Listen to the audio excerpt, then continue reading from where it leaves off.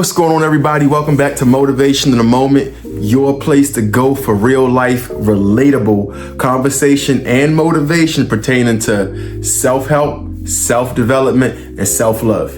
Remember, you cannot love anybody else until you love yourself properly first.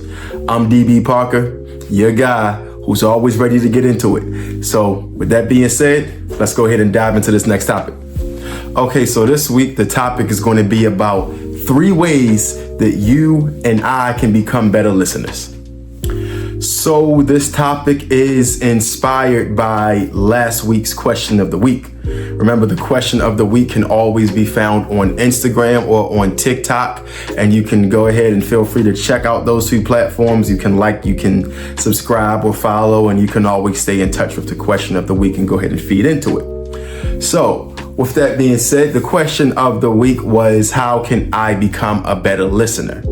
And the great thing about this particular topic is that this sparked a lot of interest. So we actually do have a few individuals who commented, and I'll go ahead and read what some of them had to say. One individual actually said, sometimes people just want to vent. They may not be asking for advice, and they certainly isn't expecting to be criticized. I would say don't interrupt the individual while they're talking. Be attentive. Don't judge the person about what they're speaking on. And most of all, don't listen just to respond. A second individual says, just listen. And a third individual says, listen has the same letters that silent has. Do just that attentively. Now, these are absolutely perfect for this, especially the first one, because they actually feed in perfectly into what I think are 3 great ways to improve listening skills. So the first thing that I would personally suggest to improve listening skills is to master the art of not cutting people off. Now, this can be taken in quite a few ways. One, in an argument, of course, we're looking at a lot of emotion being thrown around. And in that situation, a lot of people are just listening to respond. And the minute they hear something that they don't like, they cut the other individual off and slide in. Now, of course, emotions flying around, you're almost never going to be able to properly communicate if 1 or 2 parties, both of the parties involved, are fully emotionally charged. So in the concept of an argument, I don't think that many people would disagree about whether or not you should cut individuals off. I'm pretty sure that if someone's being argued at, they would certainly say, please don't cut me off. But if they're the ones arguing, there's a possibility they might have a hard time finding reason to not cut someone off. However, in the concept of someone venting to you or sharing some sort of deep personal information with you because they think that you're a trustworthy source, that is a very underrated circumstance in which people cut others off, and they certainly should not. If you can't think of a situation like that, take this example. Suppose you're sharing a very personal story with somebody and they ask you to open up and tell them about it. And they start rolling, or you're the person telling the story, and you start rolling, you start talking about it, and the person says, wait a minute, let me ask you this. Or the person says, hold on. So you mean to tell me, or if the other person says, pause, I heard you say this, such and such. As a speaker, how would you feel in that very circumstance? Okay, I can't speak for you or anybody else, but I can certainly say that for me, the minute someone cuts me off while I start explaining the story that they actually asked me to explain, it honestly makes me less inclined to want to continue. Now, I happen to have a pretty extensive amount of patience, so I can take that and continue on. But if you're someone who loses track of thought, forgets what you're going to say easily, and someone cuts you off, I'm pretty sure that you're not really going to be enthused about really sharing things with that person. Now, for the listener in that situation, if you are the one cutting someone off, I would say that there is a light tone of selfishness in the air, okay? It may be unintended, I can understand that, but there's still selfishness nonetheless.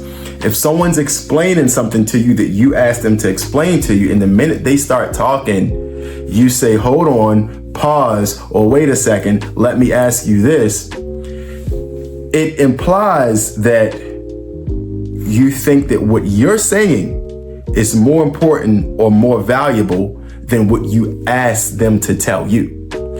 Of course, that may not be the intention, but that's what's implied. That's how the individual is very likely to feel if you cut them off about something that you asked them to explain. The most interesting part of that is that if you are the listener, and if you are a patient listener, if you just hear the person out, if you allow them to finish explaining, again, what it is that you asked them to explain or to tell you about, your questions just might get answered. As a matter of fact, if you let them finish, you may not even have the question, because they may continue to bring something up, clear it up, and then continue moving before you ever even find the need to interject. But if you listen to them and you interject and then they answer that, now they have to go back in their mind and reorchestrate exactly where it was that they were and where they're going to pick up from. Chances are, if someone's telling you a story, they may be telling you the story in some particular order. So you are very likely to be throwing them out of that order when you cut them off. Okay, so my second suggestion on how to become a better listener is to stop trying to finish other people's sentences. Okay, this is something that not everybody does, but if you can think of somebody who does it, or if you do it, then you probably know exactly what I'm talking about. I can tell you that at times I do it, and when I think of it afterwards, I'm kind of disgusted by it, because I'm like, I probably shouldn't have done that. Suppose I was wrong. Suppose my attempt to finish off their sentence was not the right attempt, and now I look stupid, or at least I feel stupid. But at any rate, have you ever been talking to someone and the conversation could go as such? Yeah, man, I can't stand when I'm driving and then a person says, it ain't cut people off. Yeah, right? Okay, so that can go one of two ways. Suppose they do finish the sentence off properly. That's cool, that's good. That makes for a better bond sometimes, but that's also a 50-50 travel, because if you do correctly finish off the sentence, then you have something, a good connection out of it. However, if they're talking about the same thing, same conversation goes, yeah, man, I hate when I'm driving and people just, and they don't use turn signals. And you say, no, I was going to say, flip the bird or throw trash out the window. So in that particular situation, that can kind of bring down the energy of the conversation for the speaker, okay? Because they may have a particular plan for what they're saying. It may not be extremely intricate, but the minute you interject, cutting them off per se, and you interject with the wrong thing, everyone may not react the same way, but some may feel a little bit less inclined to want to share too many things with you. So the third method that I would suggest for better listening skills is to be mindful of your eye contact and your body language. That alone can play such a big factor in whether or not somebody's comfortable talking to you, whether or not they feel like they even want to continue talking to you in the first place. Again, put yourself in the perspective of the listener. Imagine you're telling somebody a story, again, something they asked about or something that you just wanted to share, and you go on and you're telling them some pretty detailed things, fairly important information. And as you're talking to them, they're sitting there like this. Okay. How would you feel as a listener? How would you feel as a speaker? As someone who should be receiving the listening, if you will, how would that make you feel? Would you feel like that person's actually paying you any attention? Would you feel like that person is actually taking you seriously? And that situation is a combination of both the eye contact and the body language, okay? Another part of the body language to think about is your head positioning and your facial expressions. If you're still explaining your important stories and details to someone and they're listening, but they're like this. What are your thoughts? What's going through your mind as you talk to that person? I don't know about you, but as I'm talking to that person, I'm like, why is he looking at me like that? What is he even thinking about? Is he? And last, but certainly not least, eye contact.